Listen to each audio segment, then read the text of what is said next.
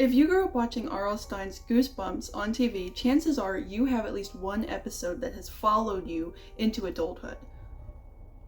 Maybe that episode stuck with you because for a show that was usually pretty cheesy, maybe this episode was actually scary to you when you were younger, or it just kind of made you roll your eyes because it was so ridiculous. If you're unfamiliar with Goosebumps, it was a TV show based on the novels by R.L. Stine, and they were typically directed towards teeny bopper age kids, and usually these kids were dealing with some sort of supernatural or paranormal sort of entity, or it could be a curse. And of course, just like anything directed for that age group, each episode typically had kind of like a lesson or something like that. Something very typical like love yourself, be yourself, don't give in to peer pressure. Very simple things that you often see incorporated into that age demographic. One episode that refuses to leave the chambers of my mind is from season 3, and it's episode 6, ordinarily titled An Old Story. And if you are completely unfamiliar, oh boy, you better sit down because holy shit. I don't know actually how much of a difference my earbuds make when it comes to the quality of audio, but they do have microphones in them. So my way of thinking is it's better than just my phone camera. I really hope it's not too bad. I hope it's still usable. So the rundown is fairly simple. Tom and John are brothers, and they're being babysat while their parents are away at some sort of like swingers resort. I don't know. I think actually what it is they're about to have another kid. So they're going away for, I don't know, something like that, which is weird because, you know, no offense, but like Tom and John are like 11 or 12 or like maybe 13. That's a really weird age gap, is it not? Like, you're deciding to have another kid and you're probably like 40. If that's your story, more power to you, congrats. Anyway, but Aunt Dahlia, who I will be referring to as Aunt D probably, she's a freaky old bat, okay? She is weird. That's why we're here. Even just her introduction alone is menacing for like no reason, you know, like she is already just, the moment you meet her, be afraid. This is a creepy TV show. Why are you surprised at the introduction of what is assumed to be the antagonist? No, why are you surprised that her introduction makes her so creepy?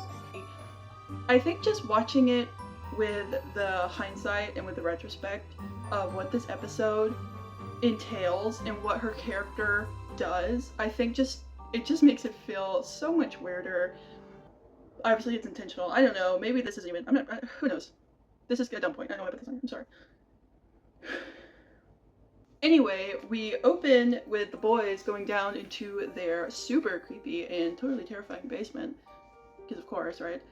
They're seeking pizza because their mom forgot to buy groceries before leaving. While Tom and John are down there ratting around in typical Goosebumps style, Tom gets all, "Oh, it's scary down here. Oh, I haven't lived in this house forever, and I don't know why we don't have a light bulb down here. Ugh, it's kind of weird." It's just a basement. But, whatever. And John starts making fun of him, of course, being a scaredy cat or whatever. Then we hear this booming voice call from the top of the basement steps.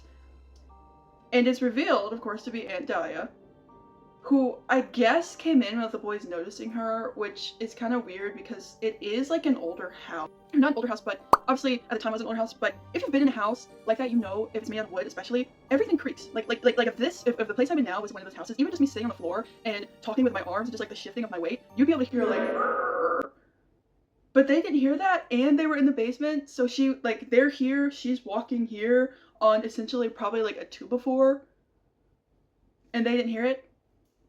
I don't know, but we're not here to talk about the, I don't know, nitty-gritty details of whatever my point here is. We're not here to talk about that. Anyway, she sneaks in, they don't notice, but she's literally just standing there as like a dark silhouette, beckoning them to come upstairs to greet her. Which, again, I know I'm kind of like mentioning like very small details, but I just want you to keep this like depiction of her in your mind's eye as we go on, because what just keep everything I'm saying in mind, okay? Just please. To the three of them in the kitchen, and immediately Aunt D is talking about how much the boys have grown, and just like any other creepy family member, she hits them with the, I bet the girls are going crazy over you. and there is a moment of foreshadowing where it's both foreshadowing and kind of like almost her correcting herself, by her saying, once you're older, of course. So, you know, so you think, oh no, maybe she's not a creep.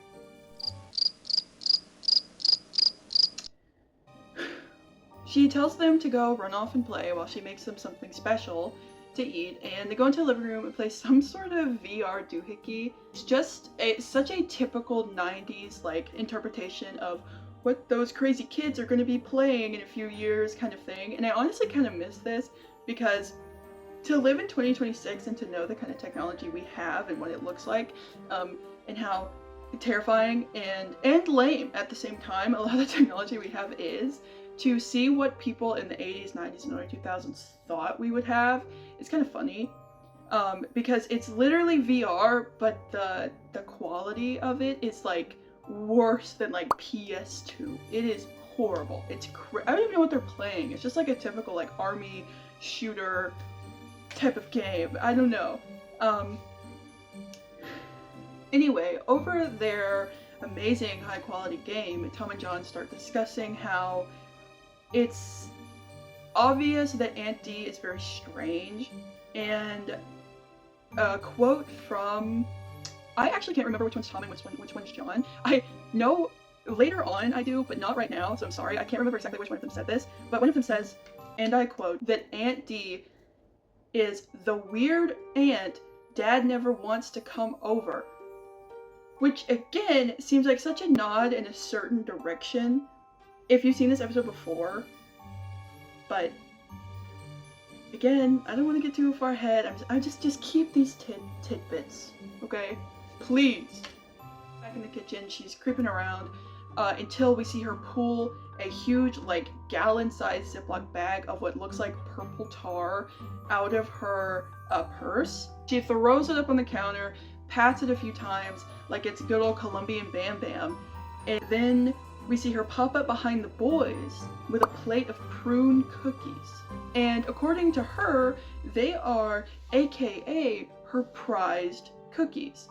And Tom, which I do have in my notes here, good old Word doc, Tom AKA the bitch.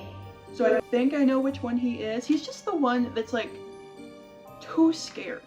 Like, you're too old to be acting like this. Like, I get why you would be scared, but you're too old to be like whiny about it. You know what I mean? I don't know.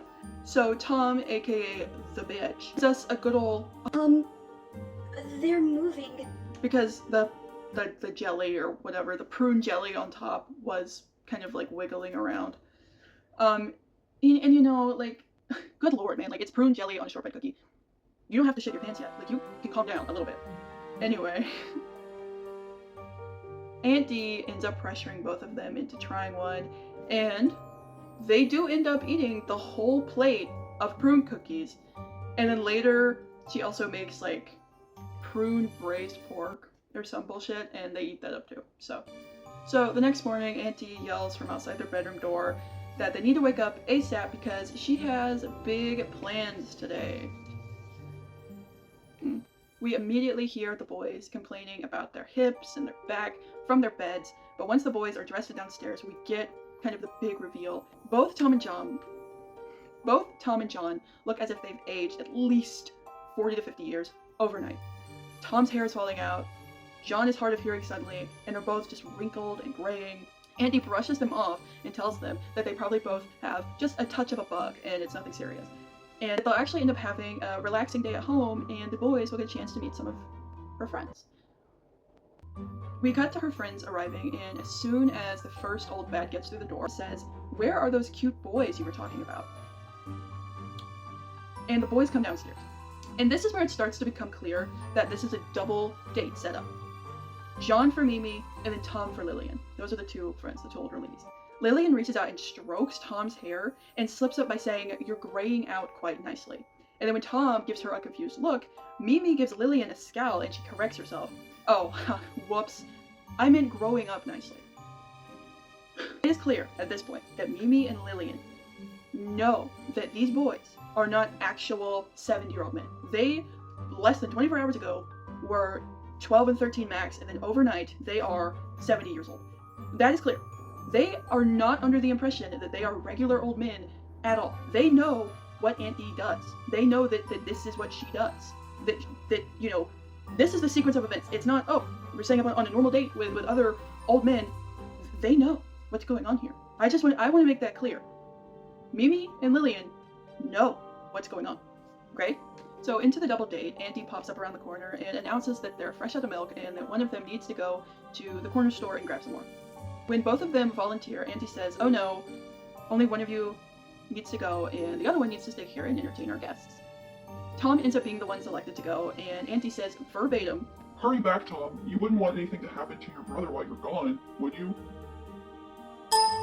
So I just want to take another moment to interject and say, now we know that Aunt Dee knows that these boys do not want to be in this situation. Okay? Clear to Tom that if he tries anything while he's out getting milk, something bad will happen to his brother. So then at the store, everyone's treating Tom like an old man. Ashir even tells him that they have a sale right now for senior citizens on antacids.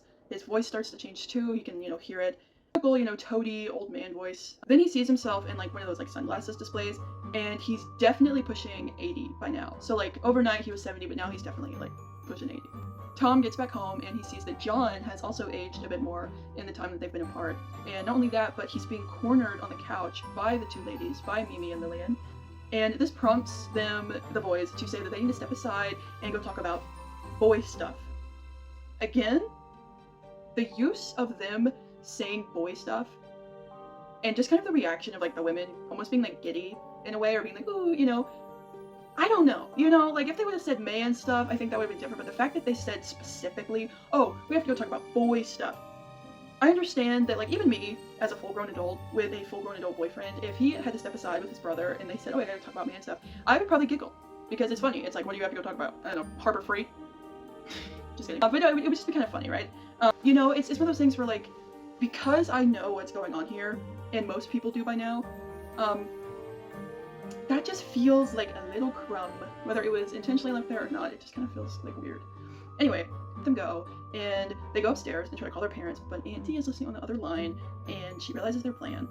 And this prompts her to go upstairs with the other two women and essentially hunt the boys down. Imagine she goes up there and, she foils their plan, goes up there, and they're dragged back downstairs. The five of them are playing cards, and John has to go to the bathroom yet again, because he's old. And while he's away, he searches for something that could potentially reverse the curse.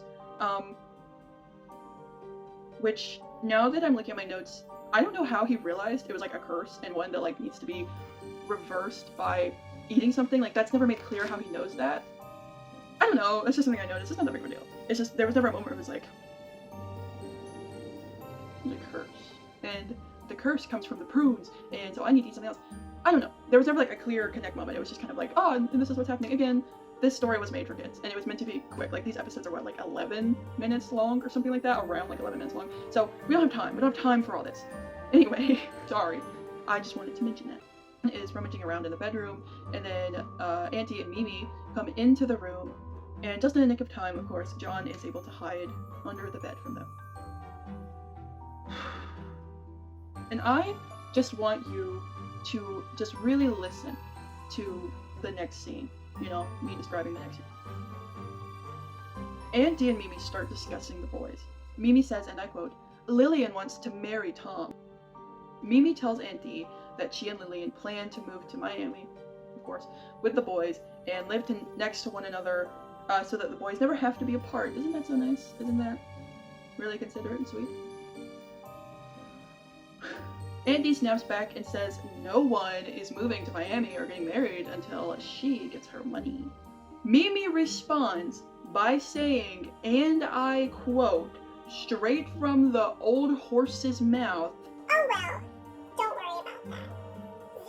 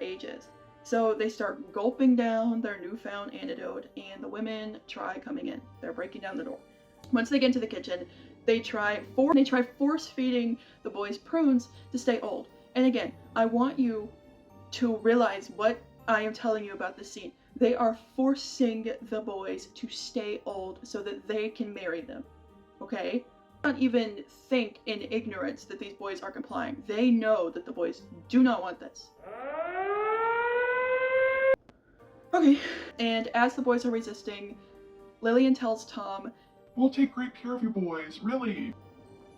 ew. Tom opens the fridge and grabs a big tall bottle of prune juice and throws it on empty, and she melts like a witch. And finally the two other ladies leave in a hurry.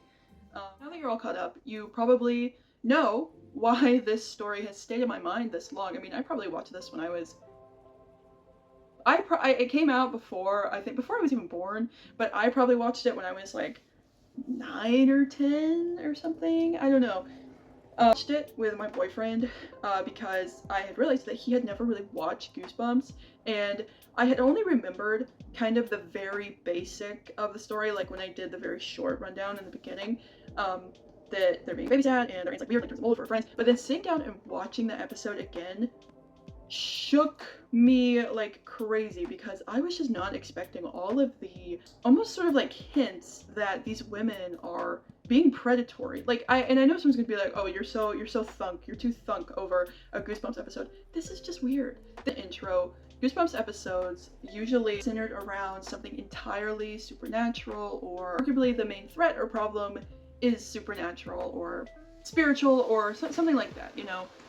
But in this episode specifically, the biggest scare, the biggest threat to the boys is the older women wanting to kidnap these two tweens and forcefully marry them.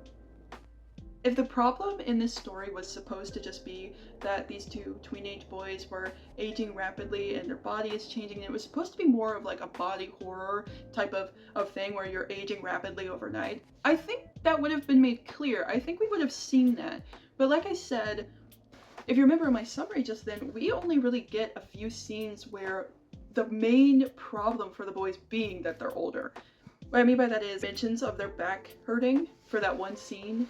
At the end, Tom, I believe it is, not being able to eat an apple, and John having to continuously go to the bathroom, which is annoying. None of them are presented being like the main problem and the main threat and the main thing, the main element, you know what I mean? The biggest scare to these boys, and I think it's clear, isn't the fact that they're aging, it's the fact that these women want to marry them. And I just think, too, that this whole episode reads almost as like grooming, which I know is a pretty like pinhead kind of conclusion, because I think anyone can make that conclusion. I don't think I'm special for making that conclusion. I just think the imagery of seeing these boys aged up, even though their characters don't change, and the only thing that like the actors don't change, the only thing that changes is of course stuff that the hair and makeup department do, like putting on the wrinkle patches and putting on obviously fake hair and bald caps and stuff like that. And so the fact that they're still the 12-13-year-old actors, I think, is also what makes it so creepy, is because it's like a reminder that these boys are still 12 or 13. This episode is so odd to me because if you were to sit down and watch the episodes before and after this one, and the episodes surrounding this one, if you were to go on like a Goosebumps binge for whatever reason, this episode sticks out against the background because the way it's presented is not the way that most Goosebumps episodes are presented, and not to be redundant, it's just that every other episode is that it's something purely supernatural, and that is the problem. That is the issue, that there is something supernatural going on. But in this episode, that almost feels like a backseat. Because like I said, we only get a few scenes where the boys being older is the problem itself. But you have all these other scenes where it's made clear how uncomfortable the boys are being made by these women, and how much they don't want to go move in with these women, and they don't want attention from these women at all. Going back to what I said, if this were more of like a body horror type thing, I think instead of showing, oh, because they're old they can't escape this situation, what we would have seen is the boys have gotten so old that they can't like outrun their bullies or something like that. But the main horror is that Aunt Dee is selling these boys to her friends. Like literally selling them to her friends. So that was the Goosebumps episode that I think aged very poorly. Pun intended. I don't even think at the time it would have been okay. It was just so out of place. It was so off. And I really encourage you to go watch it because there are obviously details and things that I did not put into my notes. Maybe I missed. If you have a Goosebumps episode that stuck with you as an adult, I would like to know which one, because this is definitely the one. Out of all the ones I've watched and rewatched, and even the ones I like, if someone were to ask me to talk about a Goosebumps episode, it would be this one every time. And if you like this episode, if this was your favorite episode, maybe go to a therapist. I don't know, maybe you've got some stuff going on you gotta talk to someone about. If you're still here, thank you so much, and I will see you whenever I see you.